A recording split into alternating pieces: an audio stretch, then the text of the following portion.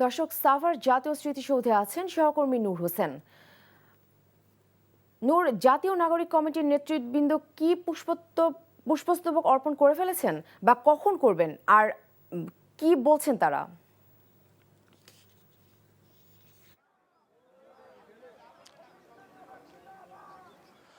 নাফিসা, জাতীয় নাগরিক কমিটির শীর্ষ নেতৃত্ব নাহিদ ইসলামের নেতৃত্বে কেন্দ্রীয় কমিটি এবং এখানে সাভারের আশপাশের যে নেতাকর্মীরা রয়েছেন তারা সহ জাতীয় স্মৃতিসৌধে এসে উপস্থিত হয়েছেন। এই মুহূর্তে এখনও তারা তাদের যে পুষ্পস্তবক অর্পণ বা শ্রদ্ধা নিবেদন সেটি করেননি।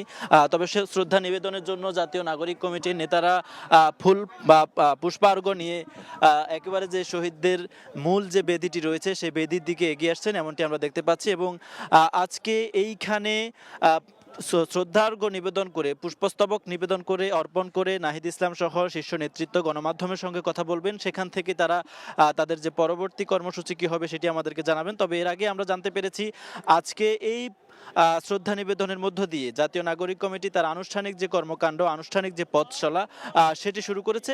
এবং এর পরপরই এখানে পুষ্পস্তবক অর্পণের পরপরই জাতীয় নাগরিক কমিটির নেতারা চলে যাবেন রায়ের বাজার কবরস্থানে, যেখানে জুলাই আগস্ট আন্দোলনে শহীদ হওয়া বেশ কয়েকজন বেওয়ারিশ শহীদের লাশ রয়েছেন এবং ওই শহীদদেরকে সম্মান জানানোর মধ্য দিয়ে আনুষ্ঠানিক যে কর্মকাণ্ড সেটি শুরু হবে। এর পরপরই আজকে বেলা ৩টার দিকে জাতীয় নাগরিক পার্টির একটি সাধারণ সভা রয়েছে কেন্দ্রীয় কমিটির।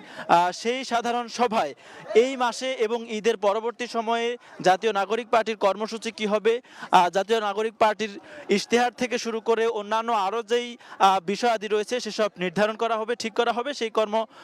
সেই সাধারণ সভায় ঠিক করা হবে।